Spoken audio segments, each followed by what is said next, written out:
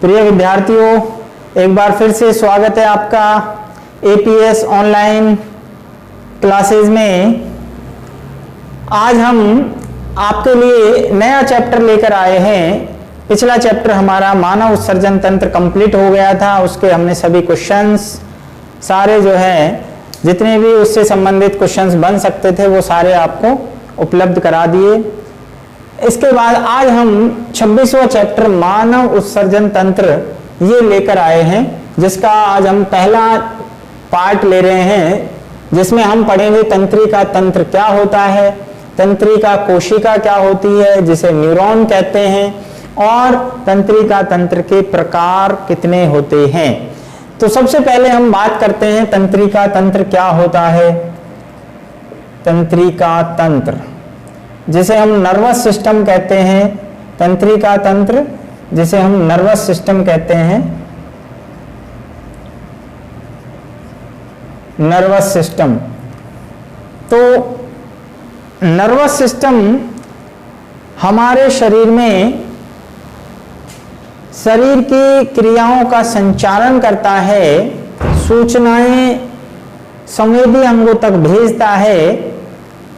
देखिए, हमारे शरीर के जितने भी ऑर्गन हैं उनको मुख्य रूप से दो तंत्र जो है नियंत्रित और समन्वय करते हैं, जिसमें एक तंत्र हम पहले यहां बता देते हैं, अंतःस्रावी तंत्र, और दूसरा है तंत्रिका तंत्र। तंत्रिका तंत्र। तो यहां अंतःस्रावी तंत्र और तंत्रिका तंत्र दोनों मिलकर हमारे शरीर के जितने भी ऑर्गन हैं उन सब की क्रियाओं का समन्वय और नियमन करते हैं। समन्वय एवं नियमन। तो आप समझ गए होंगे। अंतःस्रावी तंत्र को हम बाद में पढ़ेंगे, अंतःस्रावी तंत्र को आगे हम पढ़ेंगे, जिसमें हम एंडोक्राइन सिस्टम अर्थात अंतःस्रावी ग्रंथियों कौन कौन सी हैं और वो हार्मोन के द्वारा, अर्थात ये रासायनिक रूप से यहां पर हार्मोन्स होते हैं, इनके द्वारा नियंत्रण होता है। जबकि तंत्रिका तंत्र में तंत्रिकाएं होती हैं। तंत्रिकाएं, आप जानते हैं तंत्रिकाएं जो होती हैं वो सूचनाओं को ले जाने का काम करती है आवेगों के रूप में। तो ये दोनों सिस्टम, एंडोक्राइन सिस्टम और नर्वस सिस्टम मिलकर हमारे शरीर की सभी क्रियाओं का समन्वय एवं नियमन करते हैं। ये बात समझ में आ जानी चाहिए प्रत्येक विद्यार्थी को। तो यहां हम किस तंत्र की बात करेंगे? यहां हम बात करेंगे तंत्रिका तंत्र की। तो तंत्रिका तंत्र क्या होता है, कैसे काम करता है, सबसे पहले हमारा क्वेश्चन यही आता है। तो पहली बात तो जो हमारे शरीर में इंद्रियां होती हैं, या हम कह सकते हैं संवेदी अंग, संवेदी अंगों को सूचनाओं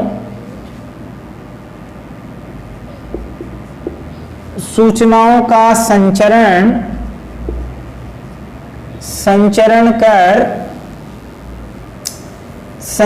कर उन्हें बाह्य उद्दीपनों का आभास कराता है।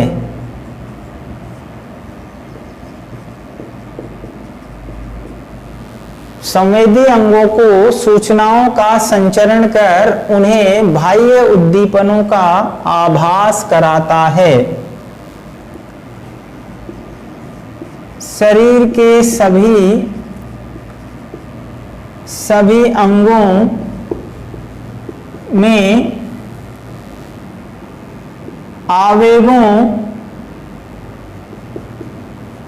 आवेगों के रूप में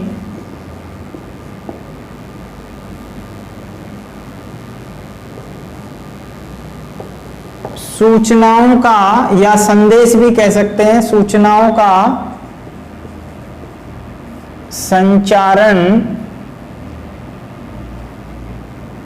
संचारण करता है। तो यहां मुख्य रूप से एक बात निकल कर आती है कि हमने कहा संवेदी अंगों को सूचनाओं का संचरण कराकर उन्हें बाह्य उद्दीपनों का आभास कराता है। तो पहली बात, हमारा एक चैप्टर है जिसमें हम पढ़ेंगे संवेदी अंग कौन कौन से हैं। आंख है, कान है, नाक है, जीभ है, त्वचा है।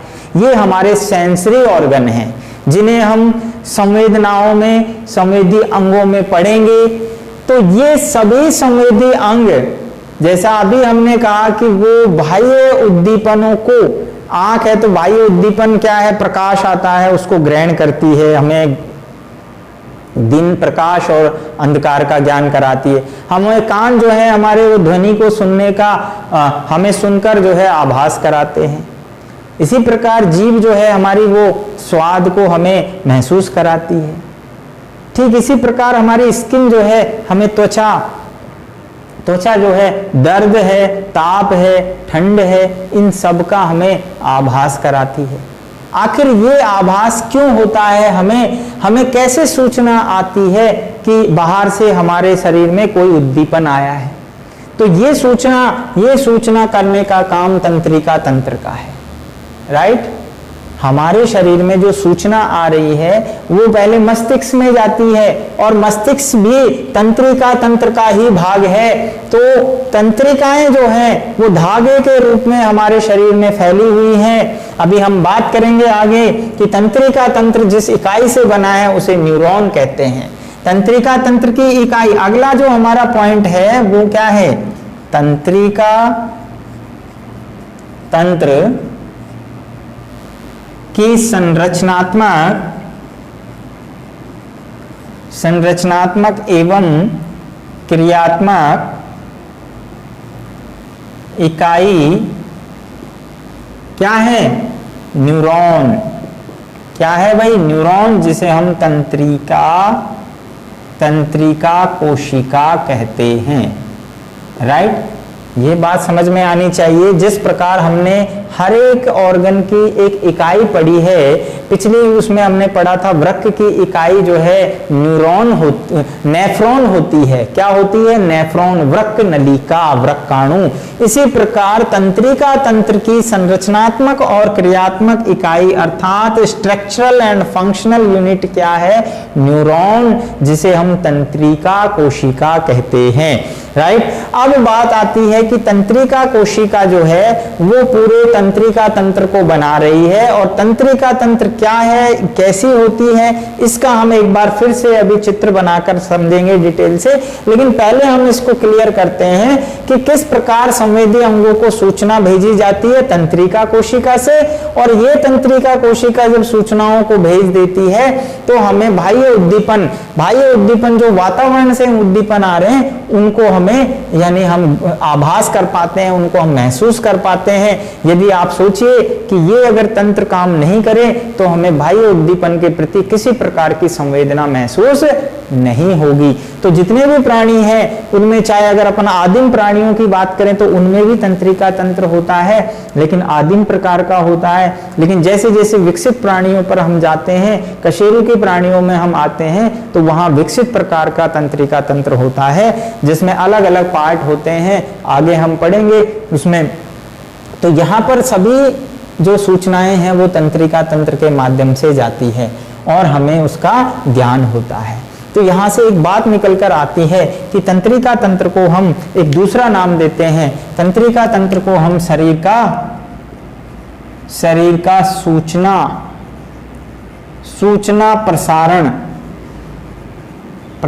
तंत्र, शरीर का सूचना प्रसारण तंत्र भी कहते हैं। ध्यान रखना बच्चों, शरीर का सूचना प्रसारण तंत्र कौन से तंत्र को कहते हैं? तंत्रिका तंत्र को, नर्वस सिस्टम को कहते हैं। क्यों कहते हैं? जिस प्रकार एक सूचना तंत्र सूचना को भेजता है केबल के द्वारा, तारों के द्वारा, ठीक उसी प्रकार तंत्रिका तंत्र तंत्रिकाओं के माध्यम से सूचनाओं को आवेगों के रूप में हमारे पूरे शरीर में संचारित करता है, इसलिए इसे शरीर का सूचना प्रसारण तंत्र कहते हैं। बात समझ में आ गई? आगे चलते हैं। अब बात आती है, हमारा सबसे पहला पॉइंट आता है कि शरीर की संरचनात्मक और जो तंत्रिका तंत्र की संरचनात्मक और क्रियात्मक इकाई क्या होती है? न्यूरॉन। अब ये न्यूरॉन क्या होती है, सबसे पहले हम इसको समझेंगे। तो न्यूरॉन आपने देखिए 11वीं क्लास में हमने डिटेल से पढ़ा है, लेकिन फिर से एक बार हम लेते हैं। जो न्यूरॉन होती है जिसे हम तंत्रिका कोशिका कहते हैं, तंत्रिका कोशिका, तो तंत्रिका कोशिका जिसे हम न्यूरॉन कहते हैं, उसकी संरचना को एक बार हम फिर से देख लेते हैं कि उसमें क्या क्या होते हैं, कौन कौन से भाग होते हैं।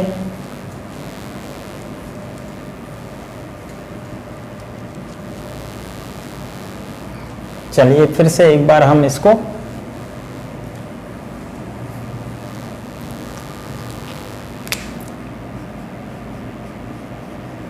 तंत्रिका कोशिका,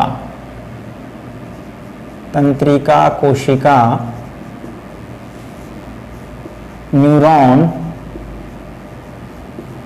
तो पहला क्वेश्चन तो यही हो गया कि जो तंत्रिका तंत्र है उसकी संरचनात्मक और क्रियात्मक इकाई क्या हो गई? तंत्रिका कोशिका, न्यूरॉन। न्यूरॉन जो होती है वो सूक्ष्म धागे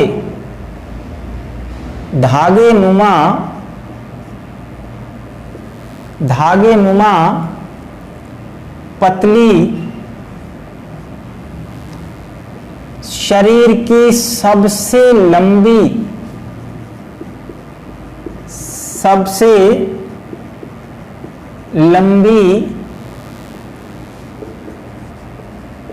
कोशिका होती है। तो न्यूरॉन क्या है? सूक्ष्म है, धागे नुमा है, पतली है और शरीर की सबसे लंबी, ध्यान रखना लॉन्गेस्ट। लॉन्गेस्ट क्यों कह रहे हैं? क्योंकि इसकी जो लंबाई है लगभग हम बात करें तो 90 सेंटीमीटर से लेकर 1 मीटर तक हो सकती है। 90 सेंटीमीटर से 1 मीटर, अर्थात आप समझ सकते हैं 1 मीटर कितना होगा? यहां से यहां तक, अर्थात एक जो सेल है वो यहां से लेकर यहां तक इतनी बड़ी लंबी हो सकती है। तंत्रिका कोशिका जो है 90 सेंटीमीटर से 90 सेंटीमीटर से लेकर 1 मीटर तक लंबी हो सकती है। तो ये शरीर की सबसे लंबी सेल है, इससे बड़ी सेल कोई भी नहीं होती है। अब बात आते हैं कि इसकी संरचना में कौन कौन से भाग हैं। तो तंत्रिका कोशिका के भाग, तंत्रिका कोशिका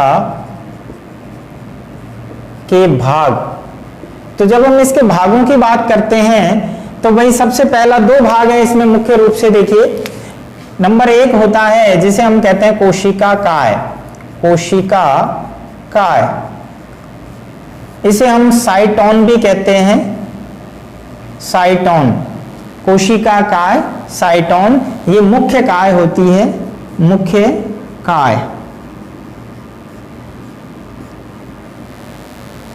दूसरा जो भाग है वो कहलाते हैं कोशिका प्रवर्ध, कोशिका प्रवर्ध,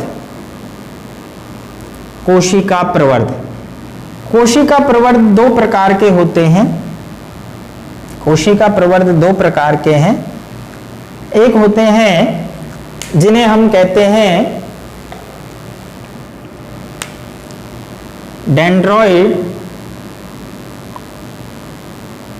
डेंड्रॉइड्स या डेंड्रॉन, एक वचन और बहुवचन में। और दूसरे जो प्रकार के हैं उन्हें हम कहते हैं एक्सोन, एक्सोन या तंत्रिकाक्ष, तंत्रिकाक्ष। तो यहां पर 2 प्रमुख भाग हैं, कोशिका काय और कोशिका प्रवर्ध। तो एक बार चित्र समझ लेते हैं बना के अपन, वहां पर सारी चीजें क्लियर होंगी, क्योंकि बिना उसके, क्योंकि बेटा ये बायोलॉजी है और जीव विज्ञान में मैंने आपसे एक बात जरूर कही थी कि आप बिना डायग्राम बनाए हुए बायोलॉजी में अच्छे अंक लाने की उम्मीद बिल्कुल भी ना करें। इसलिए आप अपने आप को डायग्राम बनाने से कभी भी कतराएंगे नहीं। इसलिए तैयार हो जाइए डायग्राम बनाने के लिए। ये मैंने आपके सामने एक तंत्रिकी कोशिका का चित्र बना रहे हैं। ये चित्र आप मेरे साथ साथ मिलकर बनाएंगे। देखिए ये हमने तंत्रिका कोशिका का एक डायग्राम जो है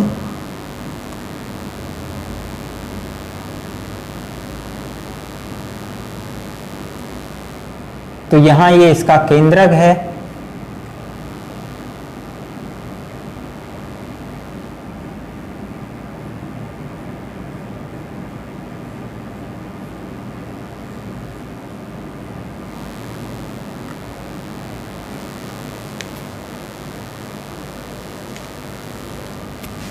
यहाँ इसमें हम गोल गोल कणिकाएं बना रहे हैं। ये कणिकाओं को हम कहते हैं निश्चल कण,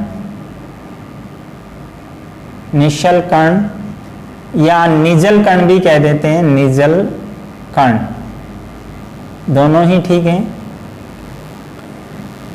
इसके अलावा यहाँ पर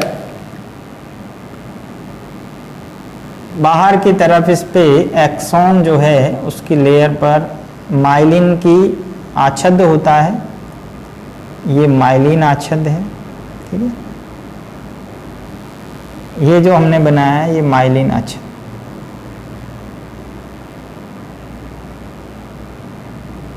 ये दरअसल में चारों ओर होता है, जबकि यहां पर अपन को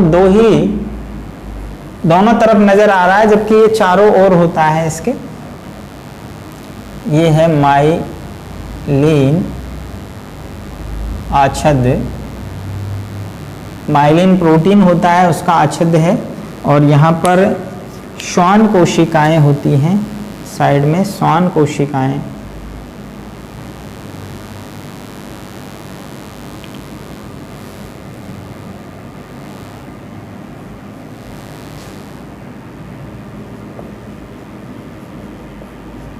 डेंड्रॉन्स,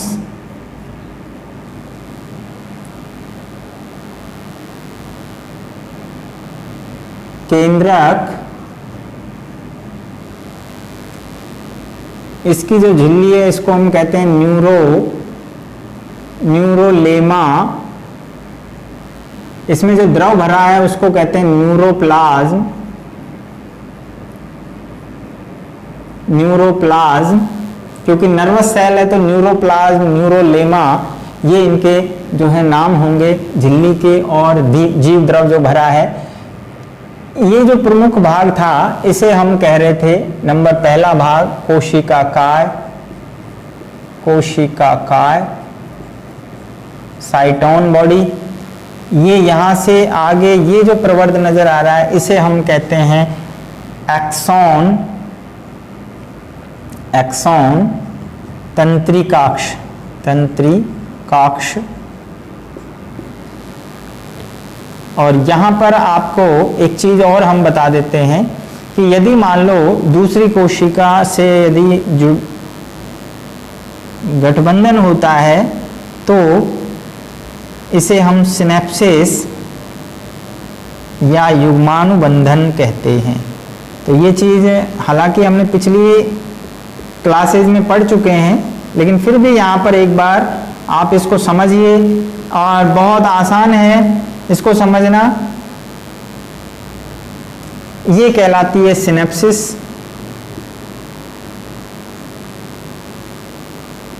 जिसे युग्मानुबंधन कहते हैं।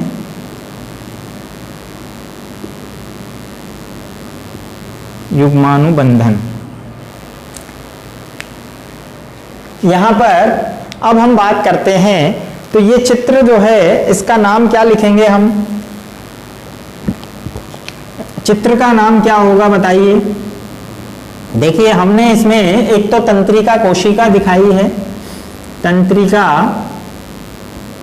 तंत्रिका कोशिका दिखाई है,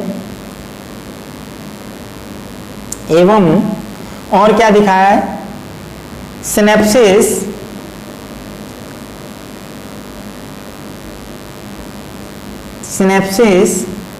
जिसे हम युग्मानुबंधन भी कहते हैं। ठीक है, यहां पर लिखा है दोनों हिंदी और इंग्लिश में। यहां हमने लिखा है तंत्रिका कोशिका एवं सिनेप्सिस, तो दो चीजों को हम यहां पर दिखा रहे हैं। अब हम बात करते हैं, अब इधर आ जाइए, डायग्राम आपने बना लिया है, अभी इसमें और भी लेबलिंग करेंगे हम बीच में। तो सबसे पहले हमने बात की कि तंत्रिका जो कोशिका है उसमें मुख्यतः दो भाग होते हैं। वैसे हम इसके तीन भाग भी बता सकते हैं। ठीक है, कोशिका काय, डेंड्रॉन और एक्सॉन। ठीक है, हमने यहाँ ये चूंकि प्रवर्ध हैं, दो प्रकार के प्रवर्ध होते हैं, इसलिए इनको हमने अलग से नाम दिया कोशिका प्रवर्ध। तो सबसे पहले हम बात करते हैं मुख्य काय जो है, जिसे हम साइटोन या कोशिका काय कहते हैं। तो जो कोशिका होती है, जैसे हमारे शरीर में अन्य कोशिकाएं हैं, उसी प्रकार तंत्रिका कोशिका भी होती है। लेकिन ये कोशिका जैसे हमने अभी कहा कि सबसे लंबी होती है, तंतुनुमा धागे जैसी होती है। तो ये भी, इसमें भी केंद्रक होगा, यहाँ भी जो है अन्य कोशिकांग होंगे जिस प्रकार अन्य कोशिकाओं में होते हैं। ठीक है, लेकिन ध्यान रखना यहाँ पर एक चीज नहीं होती है जो नोट करने की है, वो क्या है, तारक केंद्र। नोट कर लेना इस चीज को, तारक केंद्र जिसे हम सेंट्रियोल कहते हैं का अभाव होता है। तारक केंद्र का क्या होता है, अभाव होता है। किसमें, तंत्रिका कोशिका के अंदर। तो तंत्रिका कोशिका का जो, अब इसका क्या मतलब लॉजिक है कि तारक केंद्र नहीं है तो इसका क्या वो होगा, यानी कोशिका को क्या नुकसान होगा। तो तारक केंद्र हम जानते हैं कोशिका विभाजन में मदद करता है, कोशिका विभाजन में मदद करता है। तो यहां तारक केंद्र ना होने के कारण तंत्रिका कोशिका में सेल डिवीजन अर्थात कोशिका विभाजन नहीं होता है। इस बात को नोट कर लीजिए, गांठ बांध लीजिए कि कोशिका विभाजन तंत्रिका कोशिका नहीं करती है। क्यों नहीं करती है, क्योंकि उसमें तारक केंद्र का अभाव होता है। तो जब तंत्रिका कोशिका विभाजन नहीं करती है तो इसका मतलब तंत्रिका तंत्र के अंदर भी विभाजन नहीं होगा। तो इसीलिए हम जानते हैं कि जो तंत्रिका तंत्र होता है उसके ऊपर चारों ओर एक आवरण होता है, एक जो है कपाल होता है जो इसकी सुरक्षा के लिए होता है। इसलिए ध्यान रखना, कभी भी तंत्रिका तंत्र के अंदर विभाजन नहीं होता है। और तंत्रिका तंत्र जो है वो तंत्रिका कोशिकाओं से बना है। तंत्रिका कोशिका में तारक केंद्र का अभाव होता है और तारक केंद्र ना होने के कारण ये विभाजन नहीं करती है। तो कोशिका काय में कौन कौन से भाग हैं, हम अगर यहाँ बात करें तो जैसे कोशिका होती है उसके चारों ओर झिल्ली होती है, तो इसकी झिल्ली को हमने नाम दिया न्यूरोलेमा। इसके अंदर कोशिका द्रव होता है, उसे हमने नाम दिया न्यूरोप्लाज्म। केंद्रक है एक जिसको हम न्यूक्लियस या केंद्रक कहते हैं। सबसे इंपॉर्टेंट जो चीज है जो आपको अन्य कोशिकाओं में देखने को नहीं मिलेगी वो है निशल कण। तो इसको हमने अलग से जो ग्रीन कलर से दिखाया है इसको निशल कण या निजल कण कहते हैं। तो ध्यान रखना ये जो कण है ये किसके बने होते हैं, निजल कण जो है वो बने होते हैं ER अर्थात एंडोप्लाज्मिक रेटिकुलम यानी अंतःप्रदव जालिका प्लस प्रोटीन या यूं कह सकते हैं कि ये जो है राइबोसोम से बने होते हैं और इसीलिए ये मिलकर प्रोटीन का निर्माण करते हैं। किसका निर्माण करते हैं, प्रोटीन का। तो निजल कण जो है ये क्वेश्चन कई बार पूछा गया है एग्जामों में कि निजल कण कौन से कोशिका में पाए जाते हैं। तो कौन सी कोशिका में, तंत्रिका कोशिका में, राइट। आगे चलते हैं। तंत्रिका कोशिका का जो मुख्य भाग है कोशिका काय, उसमें यहाँ पर आपको चारों ओर प्रवर्ध नजर आ रहे हैं। जैसा हमने कहा कि कोशिका प्रवर्ध दो टाइप्स के होते हैं, एक डेंड्रॉइड जिसे डेंड्रॉन्स कहते हैं, दूसरे एक्सोन या तंत्रिकाक्ष, अर्थात एक बड़ा मुख्य अक्ष होता है, एक जो प्रवर्ध है वो बहुत बड़ा है, मुख्य होता है, इसको तो हम नाम देते हैं तंत्रिकाक्ष। इसको नाम क्या देते हैं हम? तंत्रिकाक्ष अर्थात एक्सोन। जबकि अन्य जो हैं छोटे छोटे प्रवर्ध वो छोटे हैं और खास बात है इनकी अगर हम बात करें, ये छोटे हैं, कैसे हैं? शाखित हैं, शाखित हैं, छोटे हैं, शाखित हैं। जबकि एक्सोन बड़ा है और एक है अशाखित है। ध्यान रखना, एक है अशाखित है। जबकि ये एक हो सकता है, एक से अधिक हो सकते हैं, उसके बेसिस पे हम तंत्रिका कोशिका के प्रकार बताएंगे आगे। तो अभी हमने ये एक आदर्श तंत्रिका कोशिका का चित्र लिया है। तो यहाँ पर डेंड्रॉन्स जो हैं छोटे छोटे प्रवर्ध हैं कोशिका काय के चारों ओर, जो शाखित हैं, आप देख सकते हैं, देखो ब्रांच बनी हुई है। दूसरी बात, एक भी हो सकता है, अनुपस्थित भी हो सकते हैं, अधिक भी हो सकते हैं। जैसे यहाँ देख रहे हैं आपको 1 2 3 4 5 6 7 8, तो बहुत सारे हैं। तो उनके बेसिस पर हम आगे डिवाइड करेंगे कितने प्रकार की सेल होती है। अभी हमें ये समझना है कि आखिर डेंड्रॉन्स और एक्सोन में क्या डिफरेंस है। तो डेंड्रॉन्स छोटे हैं, शाखित हैं, ठीक है, संख्या में कम ज्यादा हो सकते हैं, लेकिन एक्सोन एक ही होगा, हमेशा एक होगा, बड़ा होगा और अशाखित होगा, इसमें आपको कहीं भी शाखा नजर नहीं आएगी। ये जो अंतर है ये समझना है हमें। अब हम आगे चल रहे हैं कि एक्सोन जो है उसमें आपको यहाँ पर कुछ विशेष संरचना नजर आ रही है जो रेड कलर से हमने दिखाई है। इसके चारों ओर आवरण होता है, ये एक आवरण है जो कि एक प्रोटीन होता है, माइलिन प्रोटीन। तो ध्यान रखना स्टूडेंट्स, माइलिन प्रोटीन केवल तंत्रिका कोशिकाओं में ही मिलने वाला प्रोटीन होता है, किसी और सेल में नहीं मिलेगा। ये क्वेश्चन भी बार बार एग्जामों में पूछा जाता है, नीट एग्जाम में कई बार पूछा है, तो ये ध्यान रखना है। अब बात आती है कि ये माइलिन प्रोटीन जो है इसका निर्माण कैसे होता है। तो इसका निर्माण जो होता है वो श्वान कोशिकाओं से होता है। किससे होता है? श्वान कोशिकाओं से। तो श्वान कोशिकाएं जो होती हैं वो माइलिन प्रोटीन का स्राव करती हैं और श्वान कोशिकाएं इसके बाहर की तरफ ये श्वान कोशिकाओं से बनी हुई है। ये जो माइलिन प्रोटीन है आच्छादित के रूप में इस एक्सोन के चारों ओर लिपटा होता है। इसका परिणाम ये होता है कि जिन एक्सोन में, जरूरी नहीं है सबके अंदर माइलिन आच्छादित हो, इसके बेस पर भी हम दो प्रकार की तंत्रिकाएं जो है डिवाइड करेंगे, एक माइलिन आच्छादित युक्त और दूसरी माइलिन आच्छादित रहित, जिन्हें नॉन माइलिनेटेड तंत्रिकाएं कहते हैं।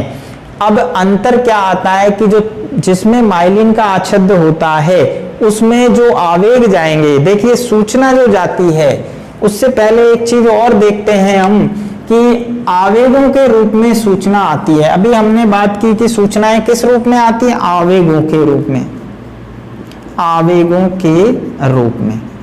अब जो आवेग आते हैं, जिस प्रकार इलेक्ट्रॉन केबल से ट्रांसफर होते हैं, ठीक उसी प्रकार आवेग आ रहे हैं, ये आवेग आ रहे हैं।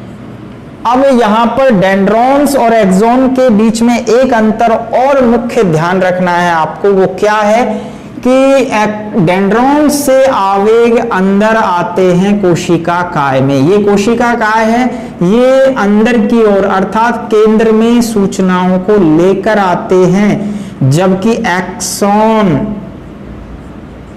कोशिका काय से सूचनाओं को दूर ले जाता है, दूर ले जाता है। ये बात समझ में आ गई। ये आवेग देखिए आपको दिखाई दे रहे हैं और फिर ये दूसरी कोशिका जो है वो जुड़ गई है, उसके डेंड्रॉन फिर आवेगों को अपने अंदर लेकर आ रहे हैं। बात समझ में आ गई। तो जो एक और अंतर जिसकी हम बात कर रहे हैं कि डेंड्रॉन्स जो होते हैं वो आवेगों को कोशिका काय में अंदर लेकर आते हैं, जबकि एक्सॉन आवेगों को, ये क्या चल रहे हैं, आवेग चल रहे हैं, ये आवेग हैं, राइट। आवेग जो है तंत्रिकाक्ष से दूर जाते हैं, कोशिका काय से दूर जाते हैं। अब यहां पर जैसे आवेग आगे बढ़ते हैं तो हम बात कर रहे थे कि माइलिन आच्छादित जिन पर होता है उनमें किस प्रकार से आवेग जाएंगे और जिन पर नहीं होगा उनमें किस प्रकार से आवेग गमन करेंगे। तो आपने केबल देखी होगी, अलग अलग तरह की केबल आती है, हमारे टीवी की केबल अलग है, डिश की केबल अलग होती है जिससे सूचनाएं जाती हैं। तो ये भी एक केबल की तरह समझ लीजिए कि एक केबल ऐसी हो जिसमें ऊपर की जो बाइंडिंग है वो कम होती है, तो उसमें डाटा लीक होने के चांस ज्यादा रहते हैं, जबकि आप डिश की केबल आप देखते हैं उसमें कई कवर होते हैं कि नहीं, कई कवर। तो यहां पर जब माइलिन आच्छाद्य इसके चारों ओर होगा तो ये इसमें आवेगों की स्पीड ज्यादा होगी। तो यहां पर जो आवेगों की स्पीड होगी मैं बता दूं आपको, वो लगभग 145 मीटर प्रति सेकंड के लगभग होती है, प्रति सेकंड। जबकि जो नॉन माइलिनेटेड होते हैं उनमें डाटा लीक होगा बीच में से, क्योंकि कवर नहीं है, तो आवेगों की जो स्पीड है वो स्लो होती है, वो लगभग 70 से 80 मीटर पर सेकंड। यानी हमारे शरीर में 145 मीटर, यानी पूरा शरीर एक बार में कवर होगा, 1 सेकंड के अंदर सूचना चली जाएगी। इस तरह के आवेगों को बहुत तेजी से गमन कर रहे हैं, लेकिन बीच में यहां पर आप देख रहे हैं ये गैप होता है। ये गैप जो है जहां पर माइलिन आच्छादित नहीं है उसे हम कहते हैं रेनवियर की संधि, उसे हम कहते हैं रेनवियर की संधि, रेनवियर की संधि। ये नोड है जिसमें यहां पर माइलिन आच्छादित नहीं है।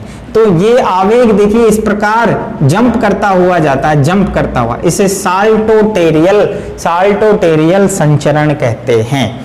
तो यहां पर ये बात समझ में आ गई। अब यहां पर हम एक चीज और आगे यहां पर जुड़ी हुई है जिसको डिस्कस कर लेते हैं। हमने 3 चीजें पढ़ ली, कोशिका काय क्या होता है, उसमें कोशिका प्रवर्ध कौन कौन से हैं, 2 प्रकार के प्रवर्ध हैं। अब यहां पर एक चीज और जुड़ी हुई है नीचे, जिसे हमने नाम दिया सिनेप्सिस। हमने बात की कि सूचनाएं आवेगों के रूप में एक तंत्रिका कोशिका से दूसरी तंत्रिका कोशिका में जाती हैं, बिल्कुल ठीक बात है।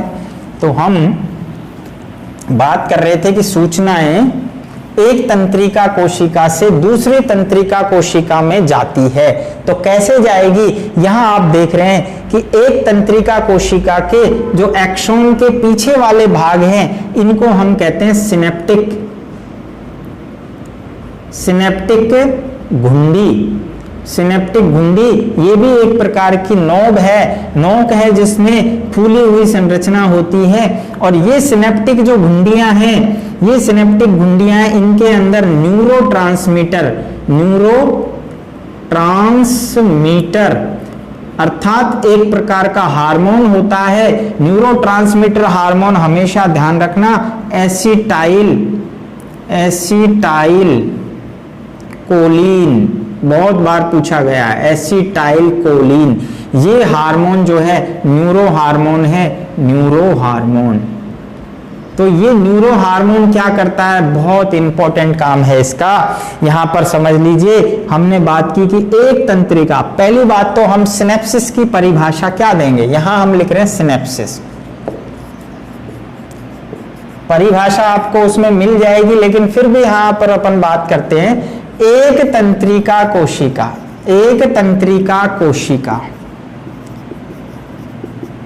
का एक्सॉन, एक तंत्रिका कोशिका का एक्सॉन, ये क्या है एक्सॉन। एक तंत्रिका कोशिका का एक्सॉन दूसरी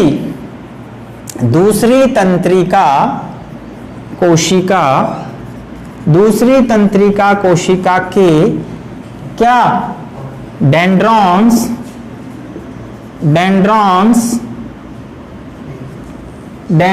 से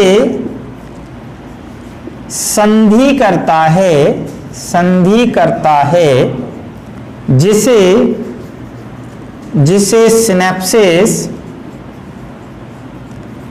सिनेप्सिस या युग्माणुबंधन कहते हैं। तो ये परिभाषा हो गई। अब यहां पर अपन बात समझते हैं कि एक तंत्रिका कोशिका ये यहां पर खत्म हो रही है, जिसका एक्सॉन, एक तंत्रिका कोशिका का एक्सॉन, तो ये एक्सॉन है तंत्रिकाक्ष। दूसरी तंत्रिका कोशिका यहां से शुरू है, उसके डेंड्रॉइड, ये डेंड्रॉइड है, जैसे यहां डेंड्रॉन। तो ये आपस में संधि करते हैं, हमेशा इसी सीक्वेंस में जुड़ेगी। एक तंत्रिका कोशिका का एक्सॉन दूसरी तंत्रिका कोशिका के डेंड्रॉन से संधि करता है, और इस संधि को ही हम युग्मानुबंधन या सिनेप्सिस कहते हैं। बहुत बार क्वेश्चन पूछा गया, मोस्ट इंपोर्टेंट लगा लीजिए कि सिनेप्सिस क्या है। एक तंत्रिका कोशिका का एक्सॉन दूसरी तंत्रिका कोशिका के डेंड्रॉन से संधि करता है। चूंकि सूचनाएं अगली कोशिका को भी तो देनी है भाई, तो यहां सूचनाओं का आदान प्रदान होगा। अब बात आती है कि आखिर आदान प्रदान में सहायक कौन है। तो यहां पर मैंने आपको बताया कि यहां गुंडियां होती हैं, ये देखिए गोल गोल गुंडियां नजर आ रही हैं। ये गुंडियां जो हैं ये सिनेप्टिक गुंडी कहलाती है। एक्सोन के लास्ट सिरे पर गुंडी होती है जिसे सिनेप्टिक गुंडी या सिनेप्टिक नोड कहते हैं, और इसके अंदर एक न्यूरोट्रांसमीटर भरा होता है। इस न्यूरोट्रांसमीटर को हम तंत्रिका कोशिकीय हार्मोन, जो कि न्यूरो हार्मोन जो है वो है एसिटाइल कोलिन। ध्यान रखना, एसिटाइल कोलिन कई बार पूछा गया है। न्यूरो हार्मोन कौन सा है? इस हार्मोन की वजह से ही ये ट्रांसफर होते हैं, संदेश एक कोशिका से दूसरी में ट्रांसफर कर दिए जाते हैं, और इस प्रकार फिर से ये अगली कोशिका में संदेश चले जाते हैं। अब हम बात कर रहे थे कि डेंड्रॉन्स के आधार पर तंत्रिका कोशिकाओं के प्रकार। तो यहां पर हमारा एक टॉपिक है, इसमें कोशिका प्रवर्धों के आधार पर तंत्रिका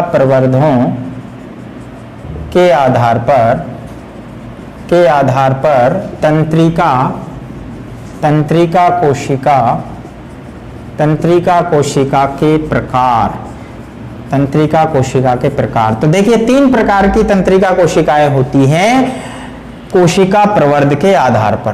तो कोशिका प्रवर्ध में हम सीधा यहां पर बात करें तो एक कोशिका ये है जिसमें आपको यहां पर ये कोशिका काय है, ये एक्सॉन है, और यहां पर आपको डेंड्रॉन्स नजर नहीं आ रहे हैं। तो ये कहलाती है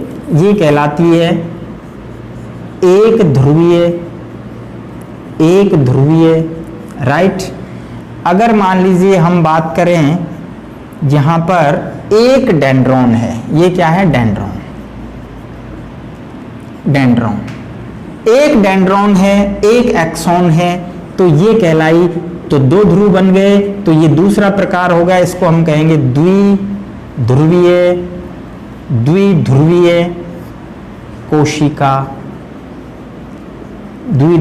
कोशिका। अब अगर हम बात करें कि डेंड्रॉन्स एक से अधिक हों, जैसा हम सामान्यतः देखते हैं, जैसा हमने अभी ये चित्र बनाया आदर्श कोशिका का, तो यहाँ पर आप देख रहे हैं डेंड्रॉन्स बहुत सारे हैं, एक एक्सॉन है। एक्सॉन एक ही होगा, ऑलवेज एक होगा हमने कहा। जो तीसरा प्रकार होगा तो इसे हम कहेंगे बहुध्रुवीय, राइट। अब बात करते हैं एक ध्रुवीय, इसमें क्या है, यहां लिखने की जरूरत नहीं है, समझ लीजिए कि यहां पर एक्सॉन एब्सेंट है। चलो मैं लिख देता हूं डेंड्रॉन एब्सेंट है, ठीक है। और एक क्या है, एक एक्सॉन, तो एक्सॉन तो एक ही होगा ऑलवेज, ठीक है। यहां पर डेंड्रॉन्स कितने हैं? एक डेंड्रॉन है, ठीक है, और एक ही एक्सॉन है, तो 2 ध्रुव बन गए। ये वाली जो सेल होती है, इसका अगर एग्जाम्पल हम बात करें तो ये भ्रूणीय अवस्था में होती है, ठीक है। भ्रूणीय अवस्था में जब प्राणी भ्रूणीय अवस्था में होता है तो उसके अंदर जो तंत्रिका तंत्र के अंदर जब डेवलपमेंट होता है तो उस समय एक ध्रुवीय सेल होती है, एक ध्रुवीय तंत्रिका कोशिकाएं होती हैं। जबकि जब हम द्विध्रुवीय सेल की बात करते हैं तो हमने जब आंख की संरचना हमारे पढ़ी तो उसके अंदर हम देखते हैं कि रेटिना की जो सेल होती हैं, आंख की रेटिना, तो ये इसके अंदर द्विध्रुवीय सेल होती है, राइट। और बहुध्रुवीय जो होती हैं वो अधिकांश तंत्रिकाएं होती हैं, तंत्रिकाएं, ठीक है। तो बहुत सारी जो तंत्रिका कोशिकाएं हैं वो अधिकतर जो है मैच्योर्ड स्थिति में आने के बाद ये वाली जो हमने बनाई है ये बहुध्रुवीय तंत्रिका कोशिका है। तो इस प्रकार कोशिका प्रवर्ध के आधार पर 3 प्रकार की तंत्रिका कोशिकाएं हैं, एक ध्रुवीय, द्विध्रुवीय, बहुध्रुवीय। एक ध्रुवीय में एक एक्सॉन और एक डेंड्रॉन एब्सेंट होगा, केवल एक एक्सॉन होगा, जबकि द्विध्रुवीय में एक तरफ डेंड्रॉन होगा एक और एक एक्सॉन होगा, जबकि बहुध्रुवीय में एक से अधिक डेंड्रॉन होंगे और एक्सॉन एक ही होगा। तो इस प्रकार जो है 3 प्रकार की ये सेल हो गई प्रवर्ध के आधार पर। इसके बाद एक प्रकार हमने लिया था कि माइलिन आच्छादित के आधार पर, इसको भी हम ले लेते हैं। माइलिन आच्छादित के आधार पर, या हम यूं कह सकते हैं कि एक्सॉन की संरचना के आधार पर, एक्सॉन की संरचना के आधार पर। तो यहां 2 प्रकार की है, जैसा अभी आपको बताया था। एक होती है माइलिन आच्छाद युक्त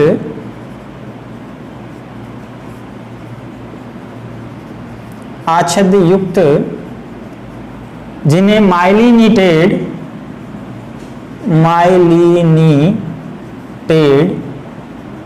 न्यूरॉन कहते हैं, जबकि दूसरे प्रकार की जो है वो होती है नॉन, यानी माइलिन आच्छाद रहित, ठीक है। इसको हम नाम देते हैं नॉन माइलिनेटेड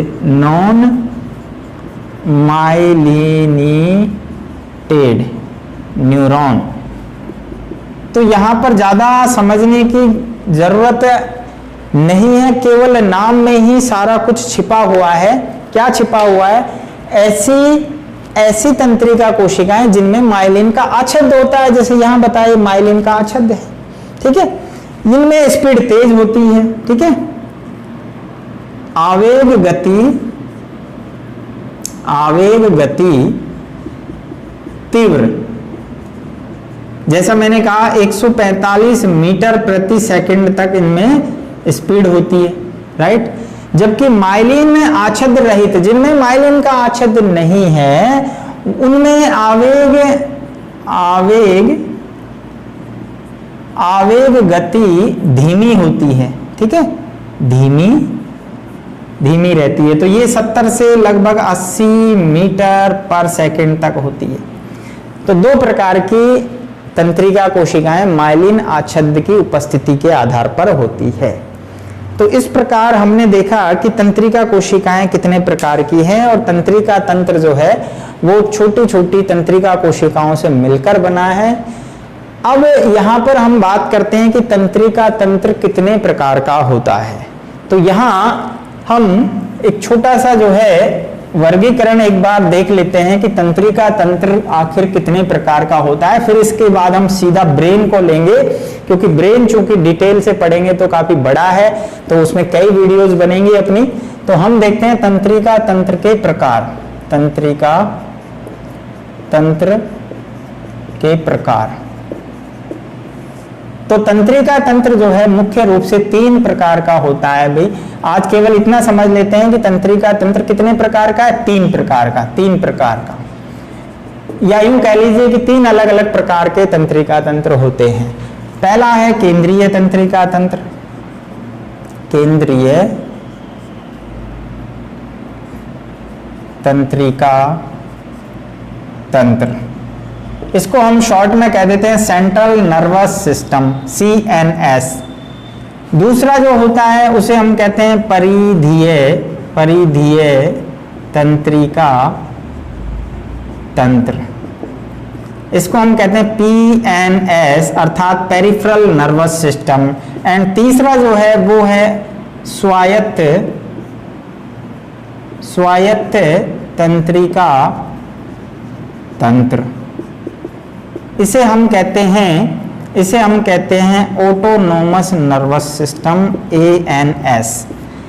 तो CNS सेंट्रल नर्वस सिस्टम केंद्रीय तंत्रिका तंत्र, दूसरा परिधीय तंत्रिका तंत्र अर्थात पेरिफेरल नर्वस सिस्टम, और तीसरा है स्वायत्त तंत्रिका तंत्र अर्थात ऑटोनोमस नर्वस सिस्टम। केंद्रीय तंत्रिका तंत्र में मुख्यतः दो भाग हैं, मस्तिष्क जिसे ब्रेन कहते हैं, जबकि दूसरा भाग है मेरुरज्जु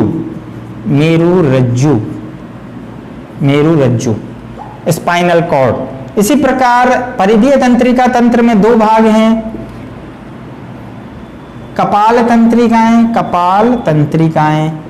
तंत्रिकाएं जिन्हें क्रेनियल नर्व कहते हैं, जबकि दूसरा भाग क्या है, मेरु तंत्रिकाएं। और ऑटोनोमस नर्वस सिस्टम की जब हम बात करें तो यहाँ दो पार्ट हैं, यहाँ भी एक है आपके परानुकंपी,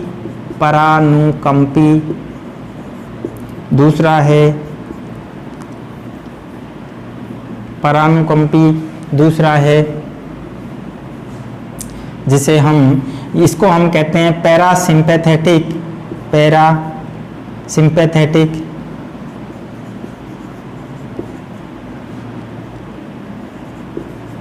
पैरासिम्पैथेटिक, और ये जो है ये कहलाता है नॉन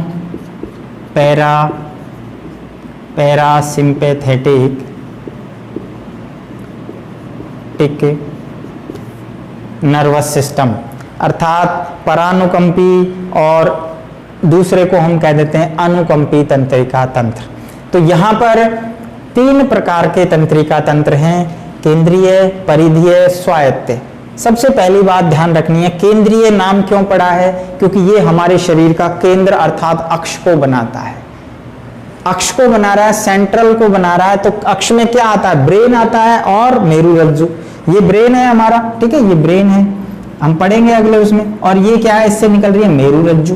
तो ब्रेन और मेरुरज्जु किसमें, केंद्र में आ रही है, इसलिए केंद्रीय तंत्रिका तंत्र के भाग हो गए। जबकि परिधीय में क्या होगा, मस्तिष्क से निकलने वाली देखो तंत्रिकाएं, ये मस्तिष्क से तंत्रिकाएं निकल रही हैं, इनको नाम दिया हमने कपाल तंत्रिकाएं। मानव में 12 जोड़ी होती हैं, मानव में कपाल तंत्रिकाएं कितनी जोड़ी हैं, ध्यान रखना 12 जोड़ी। जबकि मेरु तंत्रिकाएं, अब मेरुरज्जु से निकलने वाली तंत्रिकाएं, इनको ये होती हैं 31 जोड़ी, मानव में 31 जोड़ी, तो याद रखना है। परानुकंपी और अनुकंपी जो है, ये जो तंत्रिका तंत्र हैं, ये अपने आप में सेंट्रल नर्वस सिस्टम से अलग होते हैं, इसलिए ये जो अंतरांग होते हैं हमारे, उनके अंदर सूचनाओं का संचार करते हैं, ठीक है, एक दूसरे के विपरीत होते हैं। जैसे उदाहरण के लिए समझ लीजिए, जैसे हृदय होता है, तो हृदय की धड़कन को बढ़ाने के लिए एक तंत्रिका तंत्र मैसेज भेजता है, जबकि दूसरा क्या करेगा, उसको कम करने के लिए मैसेज भेजेगा। तो इस प्रकार दोनों एक दूसरे के, हम एक एक करके लेंगे। नेक्स्ट वीडियो जो हमारी होगी उसमें हम पढ़ेंगे मस्तिष्क के बारे में, राइट। मिलते हैं नेक्स्ट वीडियो में, पढ़ते रहिए, लगातार देखते रहिए अपने ऑनलाइन APS चैनल को, और सभी वीडियोस को कंटिन्यू नोट्स बनाते रहिए। Thank you.